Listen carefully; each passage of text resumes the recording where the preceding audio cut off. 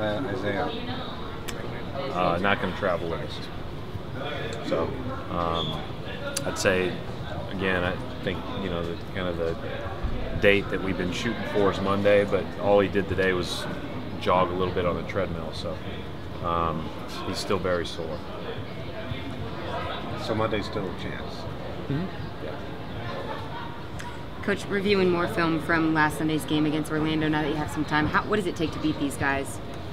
Well, they've you know, they thoroughly outplayed us for 6 of the last 8 quarters we played against them, to the point where it really hasn't been close. So we're going to have to play a lot better than we did in those 2 trips there, and you know, obviously they're going to look a little bit different with Vucevic playing, but they've got, I said this before, they've got really good young players. You know, I think Oladipo and Vucevic are guys that can put the ball in the basket as good as any, you know, younger tandem in the league. And then, you know, Peyton just gives you fits the way that he plays on both ends. So, and then, you know, Harris is a guy that has hit a couple of game winners and has given us a tough time. So, you know, on down the line, we've got to play better to have a chance to win. Avery wasn't matching or in that game. Who do you think he'll match up with, Oladipo or Peyton? Did you like the way Smart defended those guys? We'll find out on who the matchups are, but you know, he'll guard them both at different times. And Smart did an okay job on those guys. Coach, you go into games with an idea of who your fourth quarter, your crunch time lineup's going to be, or is it mostly dependent on how the game turns out in matchups? No, got a pretty good idea, but I'm not gonna prioritize my, you know, preconceived lineup with trying to figure out what's going on in the game, and I'm probably more likely to stick with what I think is working, or sometimes go with your gut in those situations than maybe what you thought a few hours before. Is it a little bit easier maybe with a team without quite as many veterans to be able to say, okay, we're going with the guys who are playing well as opposed to this guy's? Yeah, I just think it gets, you know, I think probably gets a lot less attention after the game. You know, I mean, and you know, we talked about it, you know, earlier in the season. If older guys sat, it drew a lot of attention, regardless. You know, when it's a bunch of guys that where you're mixing up who starts the first half, who starts the second half, you know, who's in at the end of games, then, you know, it's a little bit less of a talking point probably. Coach, what's the key for your group? What do you ask of these guys night in and night out? What will be the key for you? You know, we've tried to define what good basketball should look like on both ends of the court, and compete and support each other. I mean, it's not. This isn't rocket science, but it is extremely difficult to get a group, you know, at any level, to buy into each other and buy into doing that night in, night out. Doesn't mean you're going to play perfect. Doesn't mean you should expect to play perfect. Doesn't mean your shot's going to go down. But you know, there's a right way to approach things, and that's our expectation. What's the key to keeping the perimeter guys out of the game? Well, we've got to be a lot more active off the ball than we were in the last game. You know, we were hugged up. We left our defenders on an island quite a bit, and so that's got to be a lot better tonight. Otherwise, you know, Peyton and Oladipo and you know, Harris and all those guys will live in the paint again.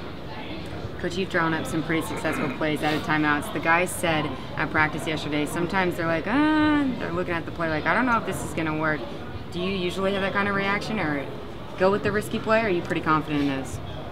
I mean, it's not, you know, a lot of times, you know, I can understand that, especially if you've never run it before, or, you know, it's not something that we've done before.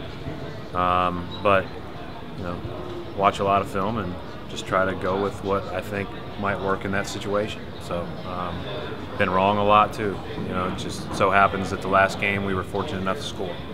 Brad, Evan struggled offensively since the beginning of February, just with the shooting percentage. Is there something he can do, or you're seeing out of him that he's not doing, or is it just shots just not falling? How do you assess him? No, you know, I think one of the things with Evan is Evan has been very consistent on the other end of the floor, which has been huge for us and given us a lot of versatility defensively. And you know, he's one of those guys that I don't worry a ton about his offensive game, although I think that, you know, the biggest thing is that he believes that the next play is going well. And I think that that's something that we all have to encourage him and be there to remind him how important he is for us offensively, especially with Isaiah out. He's got to score for us to be successful, and we've got to be a guy that can play off pick and rolls for us for our actions to work. How much of a luxury has it been to have a guy? I mean, I know you said the 3 guards are kind of interchangeable, but for a guy who can go back and forth between the 1 and the 3. It's been huge. I mean, I don't think his presence on this team this year can be understated. He's made big plays late in games. He's made big plays late in shot clock situations. Got the 2 assists the other night that kind of led us. He's not a guy that is necessarily going to score 30 a night and do most of his damage from behind the arc, but he's a guy that's very capable of scoring in bunches, and he's a guy that is very versatile. And so, as we talked about it before the season, a lot of guys, for whatever reason, go through a tough time, and people forget about all the great things they do. And so you just try to figure out what your guys do well, and you try to help them remember why they're here and why they're this good. Coach, I know you take it one game at a time, but how fun is it for your guys to be in the hunt, to be in this playoff chase, get this experience here? Well, they play for the Boston Celtics, so I hope it's something that they expect to do, and I hope it's something that they continue to take pride in, just playing well. I don't get too focused on. I know where we are generally, but I don't know like how many games we're out or who plays who on a given night or those type of things. But I know we're in the mix, but trailing. And I think our guys kind of are the same way. I don't hear like a lot of talk about, well, so and so's playing this team tonight, and if they lose and we win. I don't hear that. Maybe they talk about it, but I don't hear it. I think it's more about. I think they're finding more excitement in playing well.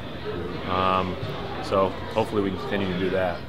Brad, since the All-Star break, Crowder's been playing a lot tighter since before the All-Star break. Anything that you've seen different out of him this last stretch?